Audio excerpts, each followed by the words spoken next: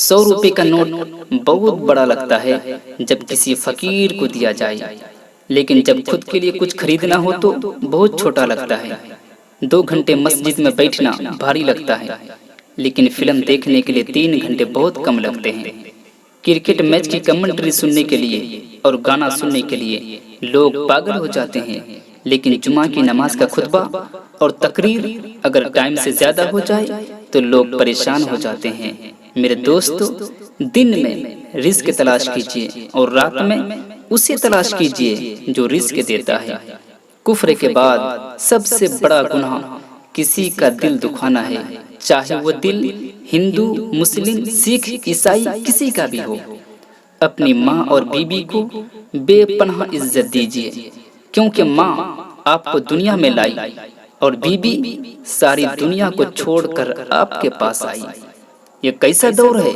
یہاں کوئی اپنے دکھ سے اتنا دکھی نہیں ہوتا جتنا دوسرے کے سکھ کو دیکھ کر دکھی ہوتا ہے۔ حضرت علی فرماتے ہیں، دنیا کے لوگ اس انسان کو یتیم سمجھتے ہیں جس کے ماں باپ مر جاتے ہیں، مگر میں تو اس انسان کو یتیم سمجھتا ہوں جس انسان کے اچھے دوست نہیں ہوتے۔ حضرت عثمان غنی فرماتے ہیں، جس انسان کو پورے سال میں کوئی تکلیف، کوئی دکھ، کوئی رنج نہ پہنچے تو وہ جان لے کہ مجھ سے میرا اللہ ناراض ہے۔ غصہ اس سلگتی ہوئی لکڑی کی طرح ہے جو دوسروں کو جلانے سے پہلے خود جل جاتی ہے۔ انسان اس وقت سے برباد ہونا شروع ہو جاتا ہے جس وقت اس کے دل میں خیال آتا ہے کہ میں سب کچھ سیکھ گیا ہوں، مجھے کچھ سیکھنے کی ضرورت نہیں ہے۔ چھوٹا سے چھوٹا کام کسی کے سامنے ہاتھ پھیلانے سے بہت بہتر ہے۔ وہ انسان کسی کے دوست نہیں ہوتے۔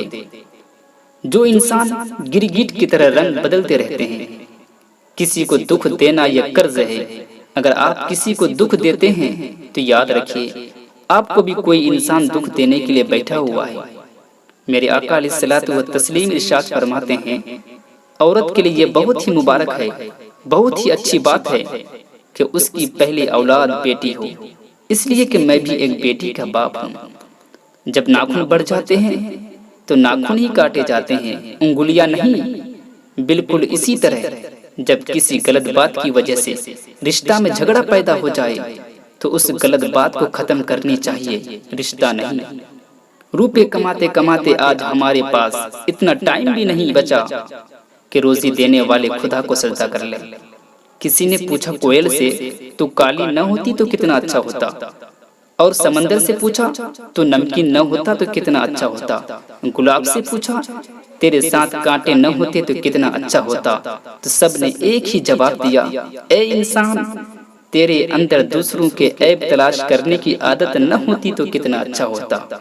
اس لیے میرے دوست ایک بات ہمیشہ یاد رکھیے، کبھی بھی کسی کے بارے میں برا خیال، بری سوچ مت رکھیے۔ کسی کو برا کہنے سے پہلے اپنے اندر دیکھیے، کسی کو غلط کہنے سے پہلے اپنے اندر دیکھیے، کسی کے اوپر عیب لگانے سے پہلے، تہمت لگانے سے پہلے اپنے آپ کو دیکھیے کہ ہم اچھے ہیں یا ہم برے ہیں۔ اور میرے دوست یہ بھی بات یاد رکھیے، اگر آپ اچھے ہیں تو دنیا کے سارے انسان آپ کو اچھے نظر آئیں گے، اگر آپ خود غلط ہیں تو دنیا کے سارے انسان آپ کو غلط ہی نظر آئیں گے۔